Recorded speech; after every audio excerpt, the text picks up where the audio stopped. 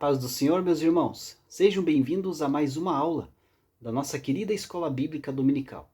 Estamos aí hoje fazendo o fechamento, o encerramento desse quarto trimestre de 2021 aqui na classe dos adolescentes, onde estudamos aí o tema Vivendo em Sociedade. E hoje vamos estudar aí a lição 13, que tem como título Vivendo para a Glória de Deus, né? O texto bíblico dessa lição se encontra na primeira carta de Paulo aos Coríntios, capítulo 10, versículo 31 e 32.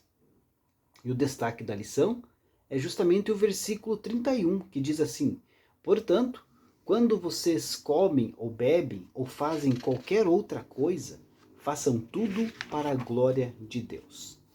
A nossa lição aqui, meus queridos irmãos, está dividida aí em dois pontos, né? O primeiro ponto da lição, vivendo a liberdade cristã para a glória de Deus. E o segundo ponto, glorificando a Deus com as nossas palavras, né? Então, queridos, nós fomos aí chamados, né, para uma vida que tem como objetivo a glória de Deus. Vivemos para Ele. Nele nos movemos e existimos. A nossa vida, os nossos feitos, a nossa motivação, né? O nosso valor mais alto que determina as nossas ações deve ter sempre como alvo a glória de Deus. Deveríamos sempre estar aí nos perguntando, né? O que estou fazendo é para a glória de Deus? O que eu estou fazendo, será que agrada a Deus? Estas perguntas avaliam aí de forma sincera e profunda as nossas atitudes. Pensando nisso, qual deveria ser então o nosso exemplo de vida que glorifica a Deus? Você já parou para pensar? Não há exemplo melhor para nós do que a vida do nosso Senhor Jesus.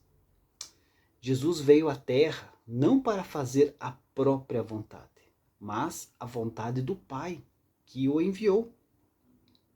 Lá em João, capítulo 17, versículo 4, está escrito assim: Eu glorifiquei-te aqui na terra, tendo consumado a obra que me destes a fazer. Palavras de Jesus. De que forma que a obra de Cristo, né, traz glória para Deus? Já pensou? Revelando claramente o próprio Deus. Glorificar a Deus, queridos, significa confirmar as qualidades dele e torná-las conhecidas. As qualidades de Deus são vistas em sua plenitude na cruz de Cristo. Lá na cruz, mais do que em qualquer outro lugar, a soberania, a justiça, a retidão, a sabedoria e o amor de Deus são revelados de forma profunda. Nós vemos a soberania do Altíssimo na maneira como que a morte de Jesus foi planejada, prometida e por fim aconteceu, sem o mínimo desvio das profecias. Tudo planejado, realizado, concretizado em perfeita ordem. Constatamos a justiça de Deus no pecado sendo verdadeiramente punido. Somente através da sua morte a justiça foi cumprida. Observamos a retidão de Deus no conhecimento do fato que apenas Jesus, né, o reto e perfeito, poderia pagar a pena do pecado.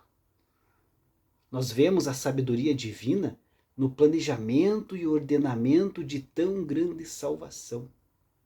E por fim, contemplamos o seu amor. Apenas na cruz tomamos conhecimento de que, sem dúvida alguma, Deus nos ama da mesma forma como ama Jesus.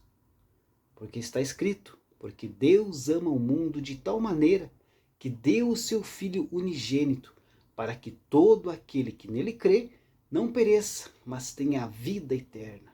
João 3,16. Em sua morte, Jesus revelou amplamente essas qualidades divinas. Por conseguinte, a sua obediência à vontade do Pai ao morrer naquela cruz glorificou o Pai por completo. Nós não podemos glorificar o Senhor nosso Deus como Jesus fez perfeitamente, e não precisamos por expiação substitutiva, mas podemos honrá-lo, esforçando-nos aí para realizar os seus propósitos mediante a uma vida de serviço, uma vida de obediência, uma vida de gratidão, uma vida de amor. Então que a nossa vida, o nosso ministério, seja sempre para a glória de Deus.